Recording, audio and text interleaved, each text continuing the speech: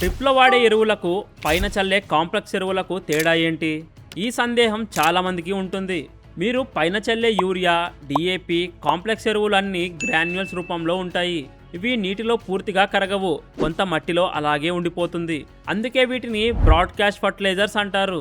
కానీ డ్రిప్లో వాడేవి పూర్తి భిన్నంగా ఉంటాయి. వీటిని వాటర్ సోల్యుబుల్ ఫర్టిలైజర్స్ అంటారు.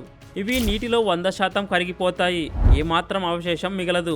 ఎందుకంటే డ్రిప్ పైపుల్లో సన్నని రంధ్రాలు ఉంటాయి. కరగని పార్టికల్స్ వేస్తే పైపులు బ్లాక్ అయిపోతాయి. ఇంకో ముఖ్యమైన తేడా పోషకాలు మొక్కకు అందే వేగం. పైన చల్లే ఎరువు మొక్క వేరు వరకు చేరాలంటే వానో నీళ్ళో అవసరం. దీనికి టైం కూడా పడుతుంది. కానీ డ్రిప్ ద్వారా ఇచ్చే ఎరువు నేరుగా వేరు దగ్గరికి వెళ్తుంది కాబట్టి మొక్క వెంటనే గ్రహిస్తుంది. వేస్టేజ్ చాలా తక్కువగా ఉంటుంది. అందుకే డ్రిప్ ఫర్టిగేషన్లో 20-30% తక్కువ ఎరువుతోనే ఎక్కువ ఫలితం వస్తుంది. చూశారు కదా, దీని మీద మీ అభిప్రాయం ఏంటో కామెంట్ చేయండి. అలాగే ఈ వాల్యుబుల్ ఇన్ఫర్మేషన్ని మీ తోటి రైతులకు షేర్ చేసి మరిన్ని వీడియోల కోసం ఇప్పుడే మా ఛానల్కు సబ్స్క్రైబ్ అవ్వండి.